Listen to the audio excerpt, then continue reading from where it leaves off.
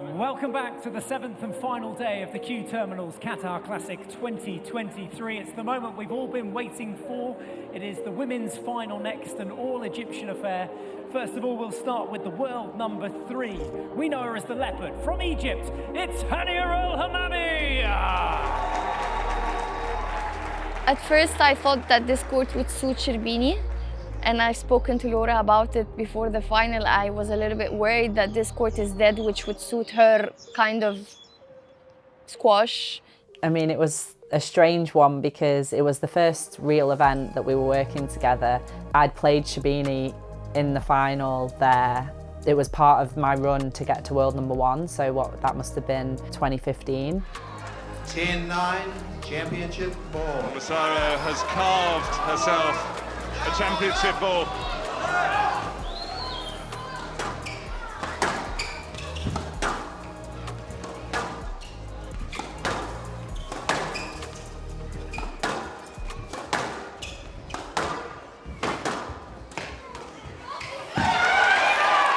I remember having the exact same doubts in Qatar myself.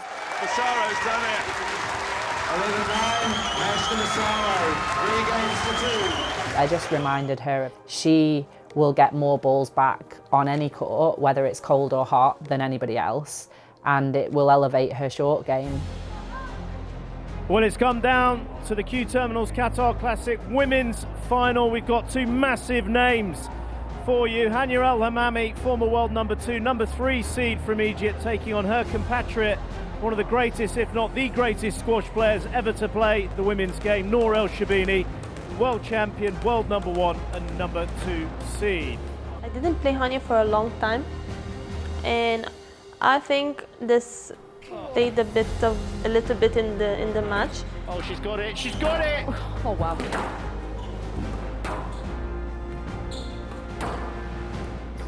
Oh, what play! What play! The smile from Sherbini. It's a belting rally. I'd say that's probably the best rally that we've seen so far in this women's final. And she already lost the tournament before, so she really wanted to win. Oh, it's that short backswing damage. She's got to be careful. She's under pressure. Oh, this is becoming outrageous. It's becoming wicked. They're starting to really bring the best out of each other, these two. 11-9, game to Sherbini. Sherbini leads 1 game to love. Warrior Princess is on the chariot. She's on the chariot. She's not happy about something. It's just brilliant when they start doing this to each other.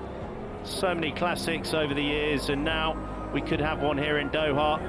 Sherbini leading by 1 game to love.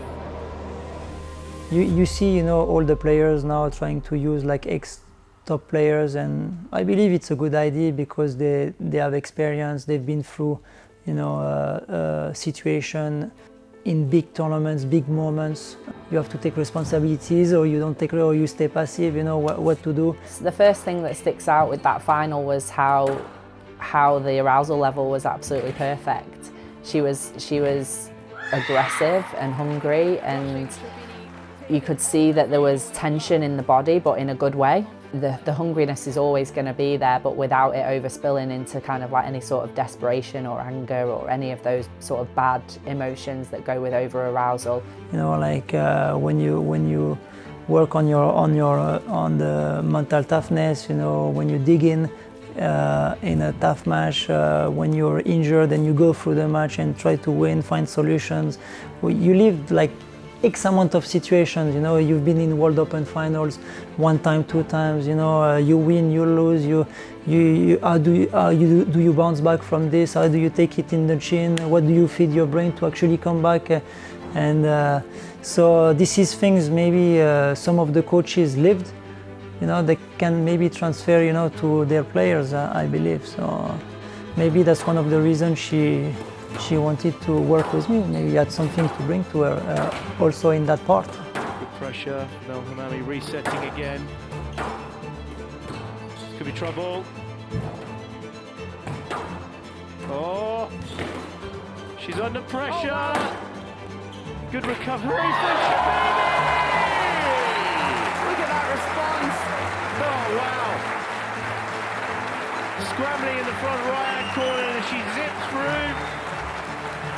front left. Hammamy just laughing away to herself here. She cannot believe that she played that shot there. 5 championship balls for El Hammamy to win her first ever Q Terminals Qatar Classic.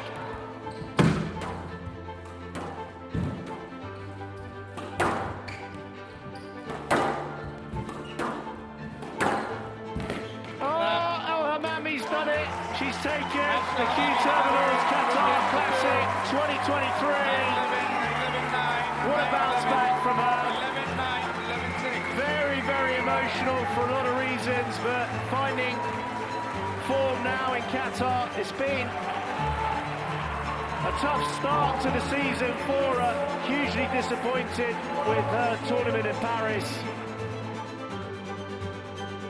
And after the final, last point of the final, I won the match with a volley forehand kill, and she won Sherbini on that same court in the final with a volley forehand drop shot, I think. So it was quite exciting, and definitely it's very inspiring for me to hear her thoughts and hear her experience on tour as well. It's definitely a long journey to become a world #1, and definitely her journey was very difficult. She's written a lot in her book about it. I've always thought that I want to be a world #1 faster than the rate I'm going with, and I felt that I got so disappointed from myself at times, and I felt like I need to reach that point earlier. I mean, it's probably not something that I can really compare myself to. It's probably one of the things that I can't compare to because, you know, as DP seemingly famously said, if he'd had £10 on me to get to world #1, he wouldn't have put it on as a bet. So I was always, let's say, kind of defeating the odds, it always felt like. And I was a very late bloomer. I didn't win my first British Open until I was 29. I mean, she's already surpassed that, obviously, at 23. So I have to be careful not to go, it's okay, we've got time, because in her mind, we don't have time. You know, there's a hungriness and a determination to achieve a lot in this game, and that's part of what she wants to achieve. And again, you have to be very careful to knock out something that's made someone great. You're trying to as much as you can chip little edges and corners off and help her understand the best way to achieve these goals is by this XYZ, not by just blunt force of like, I will get there, I will get there. If you want to be consistently winning tournaments, it's a big difference between consistently winning tournaments and consistently reaching final and consistently reaching semis. There is a big difference between the three of this. Reaching semis every single tournament, okay? Reaching finals every single tournament, you're closer. Winning the tournament, most of the platinums is totally different story. I believe Hania is too hard on herself, yes. I've seen her win tournaments, big tournaments, and not even smile after that win. So saying she's hard on herself is the least that you can say sometimes. Off court, she's always so happy, always smiling, you know, she's very nice, amazing. It's the pressure of having those around you achieve so much and you feel that you're not achieving enough that gets to you. I know how that feels, but it's not true. Like it's not true at all. You're great, you know. Like and she has to acknowledge that. Well, as we said before, it adds to that amazing mix of all these terrific players on the PSA World Tour for the women. But Hania El Hammamy bringing her super strength for me into the glass court with Nour El Sherbini. The movement, the physicality. You know, she showed that in the fifth game. It was tough going for Nour El Sherbini. I mean, she'll be back, obviously. We know that. And so will Nouran Gohar, who's nursing a plantar fascia issue that's ongoing.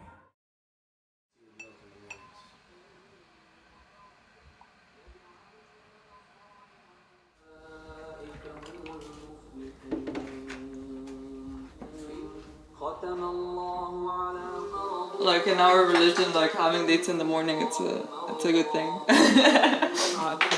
It's like what the Prophet used to do. Yeah.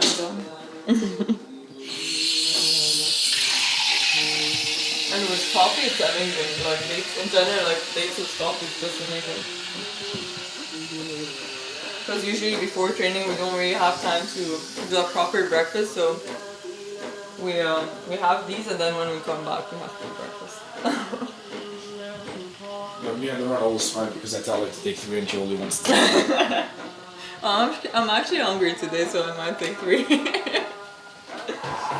But I usually like to have coffee in the morning. Ziad likes to have tea with milk. Tea with milk. It's very English of you, man. Well, he has coffee, but later in the day. I like to have like just double shot and then just very little milk on it. So that's why maybe he doesn't really like.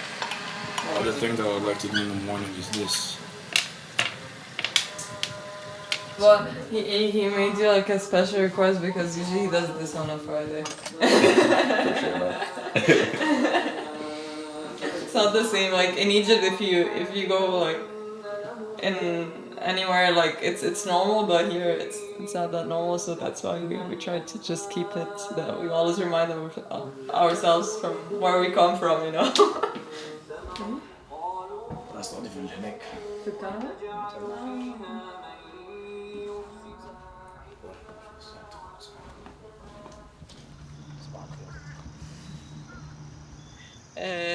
Usually, right now he's doing more intense stuff than I'm doing. Like he's training properly.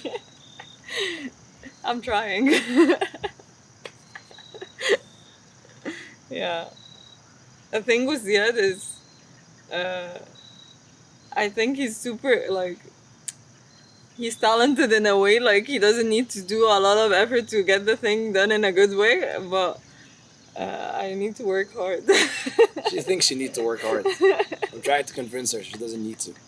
I mean, no, not to not work hard, but we have very different approaches. That's what we can say. Like she can train like 3 times a day for like 2 weeks in a row, and then she come right before the tournament. She's like, "I'm not ready. I didn't train enough." I was like, "What do you mean you didn't train enough?" I trained half of what you trained, and I feel like I'm super ready for the tournament. We actually always fight about that. Like, she likes to really work hard, and I don't know. I'm not. We're different in this part, but I'm trying to convince her that she's working harder than everybody else. But she doesn't believe me. Even her coaches would say the same thing. Like, you're training really hard. You're ready. Some days Raz was just telling me, I would be complaining about something I'm doing, and then he's like, "Nouran, you know what's the solution? Go back home, rest. That's it. Just rest." I'm telling you right now to go back and rest. That's Rodney Martin saying. So yeah. Oh, that's why I think me and Rod it worked pretty well because we're quite similar in the way we want to train, so it's good.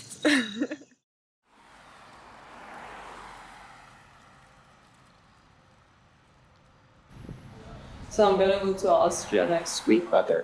They're gonna do another sonar MRI to check what's going on, and then I'm gonna do some rehab stuff. And they're gonna do insoles as well if I need that. And they think it's a bit of a tight timeline to get ready for half par, but I mean, we'll see. We'll see what we can do. So I will stay in touch and I'll speak to you after this. Okay.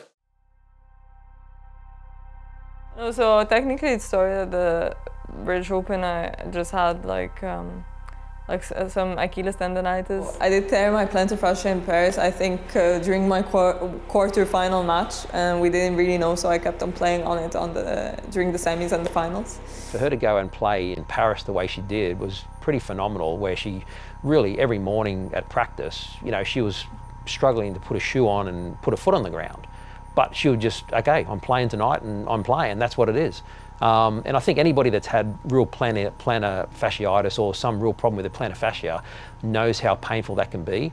Obviously went to Aspetar in Qatar, and they looked at the scans and they said, yeah, well, yeah, there's a tear in the plantar fascia that they didn't diagnose when the doctor looked at it in Paris, basically. So maybe if they told her that in Paris, then she probably wouldn't have played Qatar, you know. It was more complicated than just plantar fascia tear. It was also like a big contusion in the heel bone, so it was complicated. So I had to rest. The last 2 years has been phenomenal in the consistency she's had. And that's probably been a detriment to her in a sense of maybe taking out some of the major titles like the British Open or the World Open. She's sort of put a lot of pressure on herself to try and sustain that #1 ranking. Like you said, like for the past 2 years, 2 seasons, she's been consistent, and I don't think this is very hard. This is very hard for athletes in general to stay consistent, and with the workload that she puts in. It's kind of a blessing in disguise, to be honest with you. She needs a little bit of time off, you know, because, you know, mentally as well, right? So she mentally and emotionally, you know, it takes a toll on you as an athlete, right? It doesn't seem like it, like, you know, a lot of times we kind of like as spectators, we're like, well, they're just playing a sport and whatnot. But it's constant criticism, it's constant auto-criticism, it's constant wear and tear on the body, and, you know, not seeing your loved ones, you know, year round. It definitely takes a toll on you, and so I think this is definitely a blessing in disguise. I've definitely expressed that to her and to, like, say, Ziad as well, and that's why, you know, when she comes in and when she told me, like, I essentially have a smile on my face, I'm okay with it because I know it's gonna actually benefit her. The ranking, the titles, all that is just gonna fall back into place once she's, you know, ready to go and healthy mentally, healthy emotionally, and healthy physically. I think all that's just gonna fall right back into place. So, you know, again, yeah, definitely, I would definitely say this is a blessing in disguise for her. Even if she wants to be world #1, that's going to be difficult for her to do for another year probably now, just because of the points and things like that. So hopefully this will give her a focus on just winning titles and forget about where she is. She's going to be the underdog. She's not going to be #1. So all that mentality side of things, her preparation will be different probably because she'll be thinking about winning the major tournaments, not just trying to keep the #1 ranking as well. So hopefully it's going to be a positive from what I can see, and let's hope that works out that way. Actually, it's funny because straight after Qatar, because that's what I was thinking right now, actually, I couldn't even do this. Like, my toes weren't, like, moving really. Wow. Or just one thing like this. So now it's good to see it. I can move my big toe. Yeah. This week is it's kind of like what we do in the normal, like we're still keeping the same routine, but it's not the same way because we usually like have different intensity, a little bit different energy. It's not there a little bit because Nouran's injury, and it's something like affecting all of us for sure. I can't wait to see her back on court, recover back. I'm trying on my side to try to keep it positive. She's trying to push herself to stay positive. Sometimes it's really hard when you're a top athlete and you're on top of the game, and all of a sudden, like, you can't just stand in the kitchen or just use the stairs or things like that, or you have to sit down. You can't stay in too long. I mean, yeah, sport can be cool sometimes. But yeah, good progress, I think. I'm trying to stay positive. How was stuff in Egypt? Was that sort of slightly more assessing, you know, what the actual damage was rather than any rehab and such? Yeah, so obviously I couldn't do much at the beginning. It was just purely inflammation. So, like, I had a 9mm tear, which wasn't small. So, and obviously the whole area was inflamed. So I couldn't do much for 10 days. It was just about, like, doing the normal, usual stuff like ultrasound, T-core. And I have really good support in Egypt with my physiotherapist back in Egypt. The good thing about, like, injuries and stuff is that it gives us a window, right, to, like, work on the things that we really need to focus on without any pressure of, like, oh, we got a tournament coming up, so things like that. So for her, she's got plenty of time right now to, like, fix some things. understand them a little bit better. And then once she's back, then we just progress on them a little bit more, make them a little bit more challenging, so that she can get like a bunch of work done, also rehab at the same time. So, cool. So when you're bored, do these. Like when you don't have anything to do. This is boring, actually. Watch TV and do them. This is You said add to the board mix. Watch TV and do them. I don't care. I love more intense stuff, I think. You're right. You're gonna get to it. So just because she's in, a rehabilitation kind of point in her season, right? Or it doesn't mean that everything else shouldn't be training and shouldn't be working, right? Because we can't give that any time to detrain, and then she comes back when she's healed, and she's gonna have issues with her upper body and her trunk and things of that nature. So we want to just continuously try to engage everything as safely as possible for her, and just so we can promote good healing, but also zero detraining from everything else. If it's a little too hard, I'll have Nouran show you how to do it. That's on camera. That's on camera. Is this where you and your husband usually train? Like in the morning? Yes. Oh. If he wakes up. How's it coming down? Well, I mean, it's 7 a.m. so, or 7:40 now. Well, a bit too early. I think you were lucky that both of us were here at the same time. That doesn't happen that much. We try. I try to start my first practice, but like that's the difference between me and Nouran. But that's why I'm trying to learn from her. She wants to start like 7 a.m. She likes her practice that starts at 7 a.m. like really early morning. I'm a kind of a guy I like mornings, but I like to wake up a little bit, like have some time, and then maybe start by 8 or 9.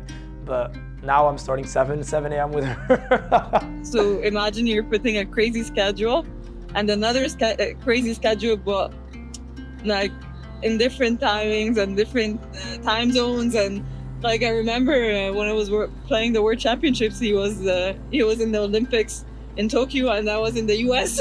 So it was like 16-hour difference.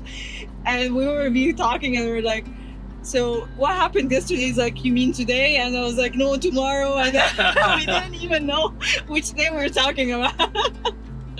I'm like currently ranked number 3rd in the Olympic ranking and number 4th in the world ranking. And for teams, I think we're ranked 8th or 9th. Oh, no, tomorrow I have an exhibition match with actually he's the world champion in Italy. We're having tomorrow, and because we both practice at the same club, so tomorrow we have an exhibition match, and here for the little kids to watch, and for some people to come and watch some little fencing and have fun. And yeah, so for the Olympics to qualify for team, you have to be in top 16. So we are in top 16, and individual, I think it's 4th, 3rd, like you definitely qualified, but let's keep fingers crossed till then. We still have until April 1st, 2024. This is the end of qualification. Actually, Nouran was there for the World Championship, so it was like I think it was a special moment. Like I was really happy. It's the first time that someone from the Arab region or from Africa to medal the World Championships. I have like 8 tournaments coming up, plus African Championship, and hopefully the Olympics coming up in July 2024. So best of luck. Main goal is to, of course, to like achieve the dream, my dad's dream before he passed away, and now it's not only my dad's dream, it's now me and Nouran's and the whole family dream is to achieve an Olympic medal.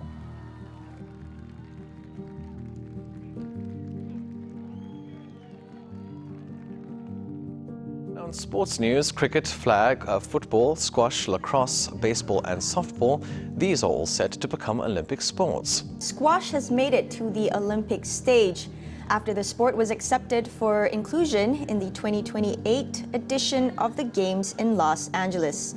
The LA 2028 Organizing Committee announced its proposal to include squash along with 4 other sports. You were part of the committee that presented squash to the LA 2028 committee. What was that experience like? It was huge. We did the presentation at the Comcast Center here in Philly, and it was quite an experience to see all the screens, and it was a very professional presentation and setup, and So for me to be part of it and experience that was very different as a squash player, because I'm used to be behind the screen playing squash, not really presenting my sport to big committees, like the LA 2028 committee. I was just proud to be representing the sport that I love the most, and I think it deserves more than any other sport to be part of the Olympics. Obviously, I'm biased when I say that, but that's how I see it. And to be a successful attempt as well was something else. So just being part of it was something, and having it finally getting into the Olympics was a big thing for me, and again, an achievement that I will always be proud of. No, I think the Olympic medal is any athlete's dream in any sport. And finally, we weren't able to say this before because we weren't in the Olympics, but now since we're in the Olympics, I mean, it would be the biggest achievement that anyone would have achieved to win the Olympic medal, gold medal in squash. And for sure, that's the goal before anything else. Yeah, I'm grateful that I've won pretty much most of the platinum events, but obviously the Olympic is something else. We're just trying to take it a year at a time, not think about the big goal of the Olympics, and just make small goals towards the Olympics to be able to achieve this goal at the end. So that's part of my goal. My goal is to achieve something not only for me, for Egypt and for future generations to see it's not impossible to do. Because when I was growing up, a lot of people were saying, I was always telling them I want an Olympic medal, I want to win a medal, the World Championship, and people were saying, oh man, like, okay. You see that look in their eye that like you don't know, it's a dream. Don't worry, like it's never gonna happen. But I always believe that I wanna like leave some records in history before I retire, that for future generations or anybody will start to feel like, oh no, we can achieve, we can go further. We have somebody that used to come from the same place or train in the same practice hall or something and get there, so I think we can achieve it. So that's my main goal, and I hope I can continue it by the Olympic medal. And working out with Nouran makes it a little special because that vibe we have over there, sometimes we like, between practice, between exercises, I like to bother her a little bit, just to give, I like the vibe, I like the energy. So we try to make like that energy in there so we can all have fun and work hard at the same time.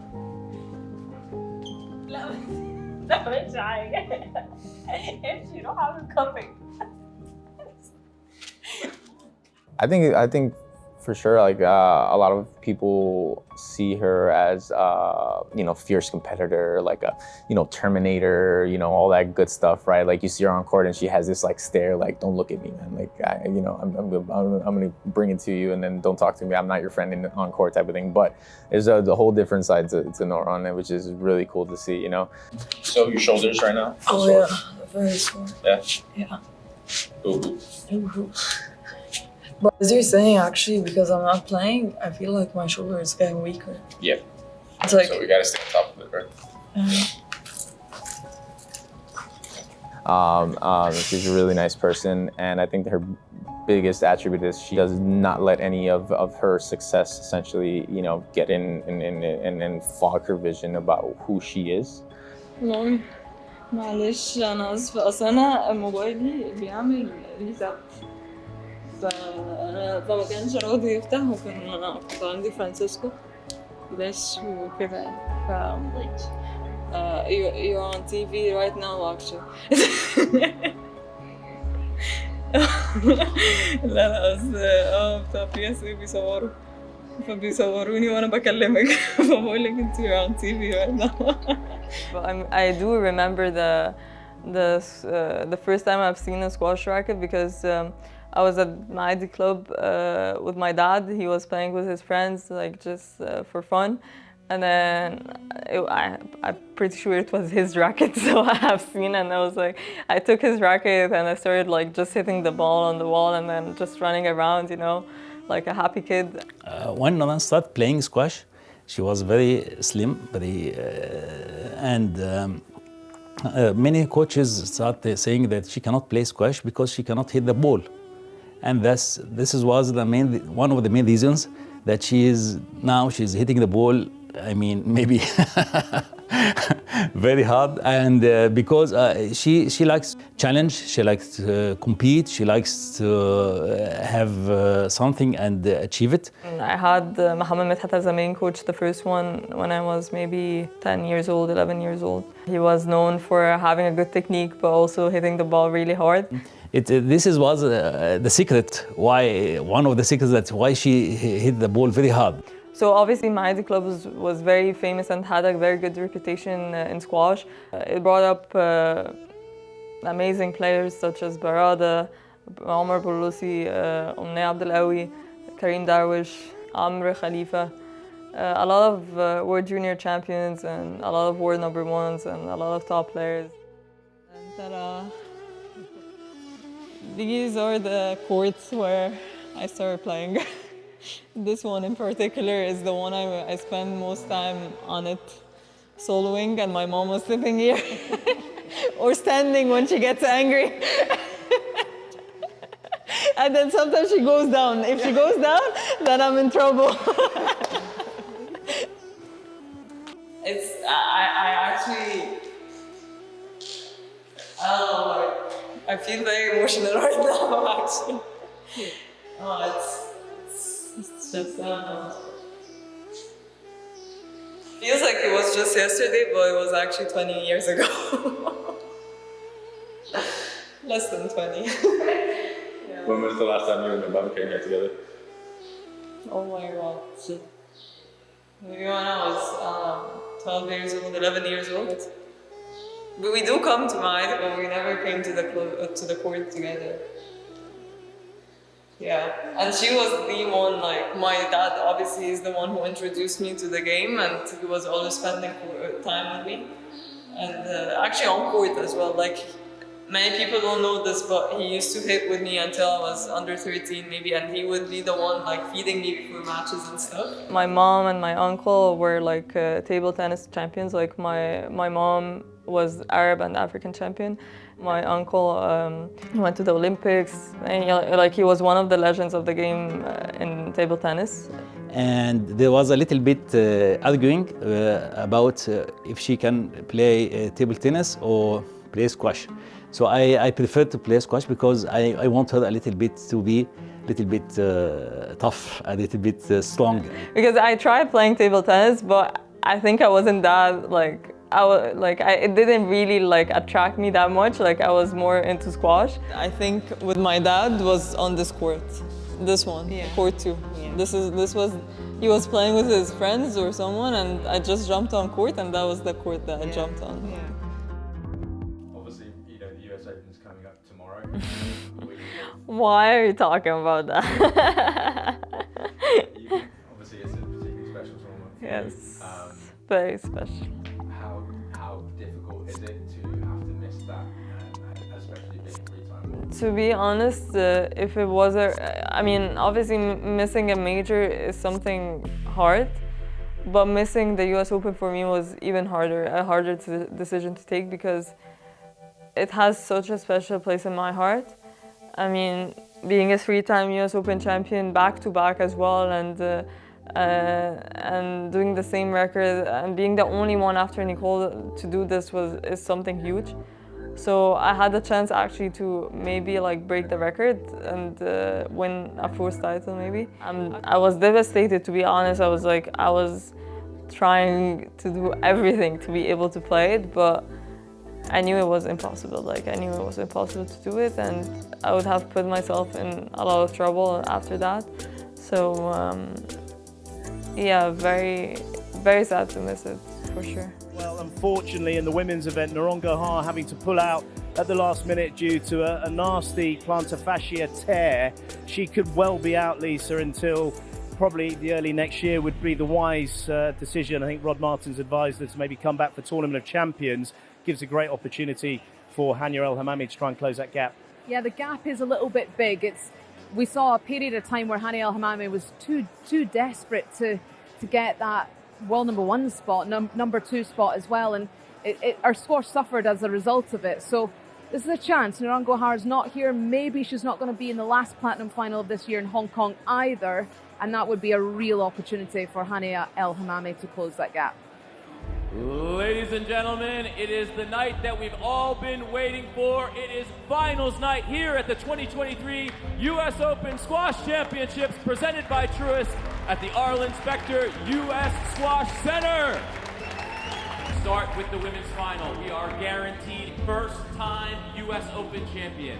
These two played 3 weeks ago in Qatar, an 84-minute battle, and we are in for fireworks tonight. First on the court, she's our 2021 runner-up, the world number 3 from Egypt. Please welcome Hania El Hammamy! And her opponent, the current world number 1, our number 1 seed, a 4-time runner-up here, looking for her first U.S. Open trophy. Please welcome from Egypt, Nour El Sherbini!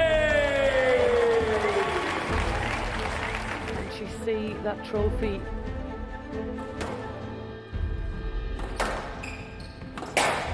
She can. She can.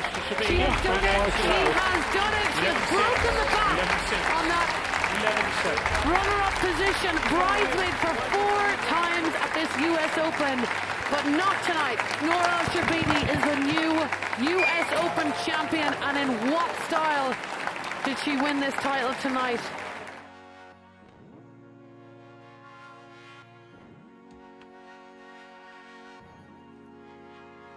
I personally would like for her to, be back for the second half of the season after January. But it all depends on how she reacts. If she for some reason is better and she can pass all the tests and the parameters that we put there for her, then I don't see any problem with it. Obviously, I want to get her back in, but I want to make sure we want to make sure that she is good to go before she jumps back in there. I think she'll be good for the second half of the season. She'll be stronger than ever, fitter than ever, and I think she's gonna have a mental load off of her as well, where she's gonna come in nice and fresh and ready to go. So, yeah. What's up? Hello. How you feeling? Feel not bad, but it feels. In terms of pain, it doesn't feel great. Yeah. And I still feel like all of that, like I'm not able to go.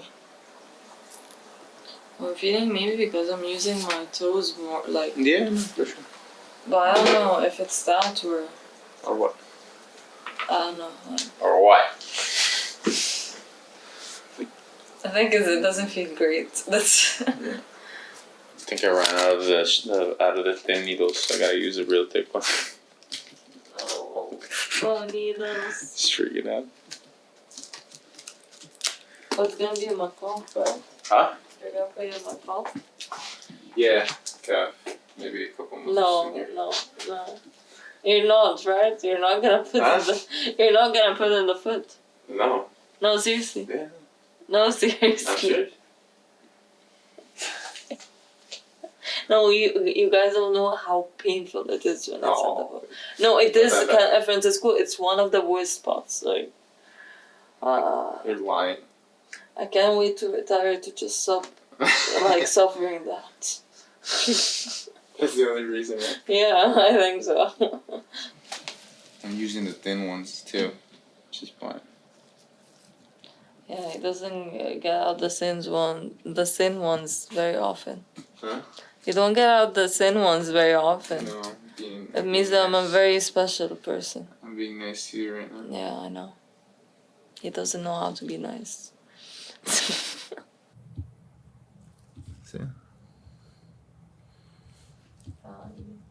See, he scored.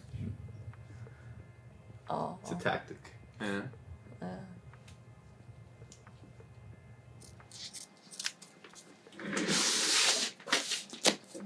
Alright. Share your message. Thank you. You're welcome.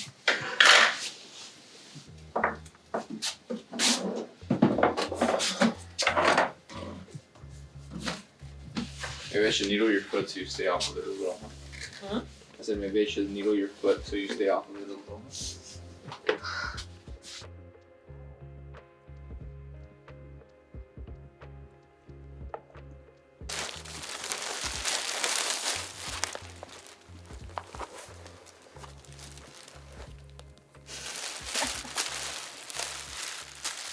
How are you doing? I'm good. How are you? I'm good. Oh my gosh. Promotional video. Trying to. Do you have planters? Yeah, I had it there in my plantar fascia. Like a 9 millimeter. Is it better? It's getting better, but I'm still not back on court yet. Just taking some pictures. Oh, for Technic? For Technifiber, yeah. Oh, nice. Parfait. So that the idea is to get some content, pictures for the launch of the new rackets, which is going to be launched next September. So one year next year, and we'll get some content to communicate about Nouran and the fact that she is playing with the Technifiber and the new Carboflex 120.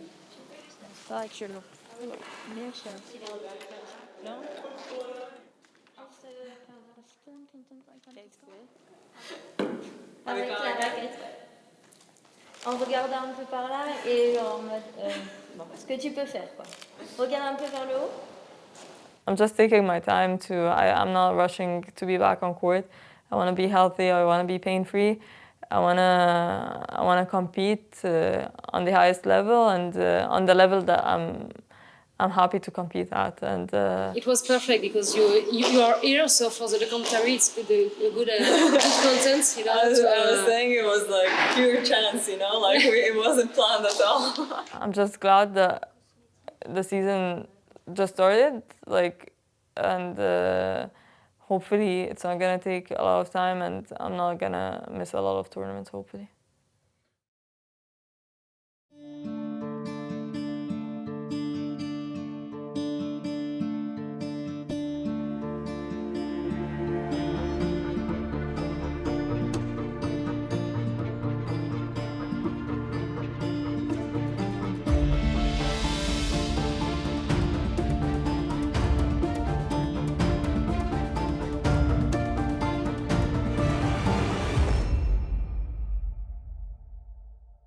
Next time on the Big Three.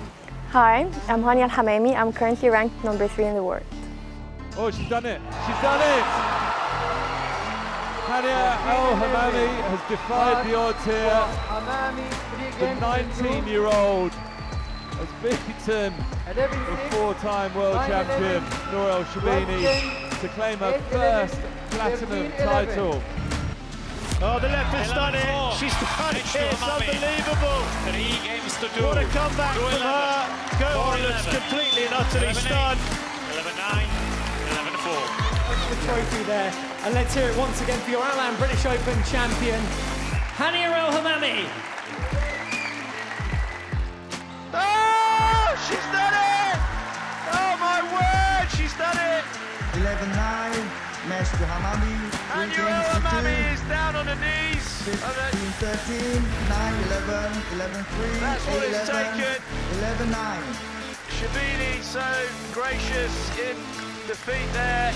Hania El Hammamy wins her first Hong Kong Open title. Undoubtedly, she's the best mover we've ever had on the women's tour.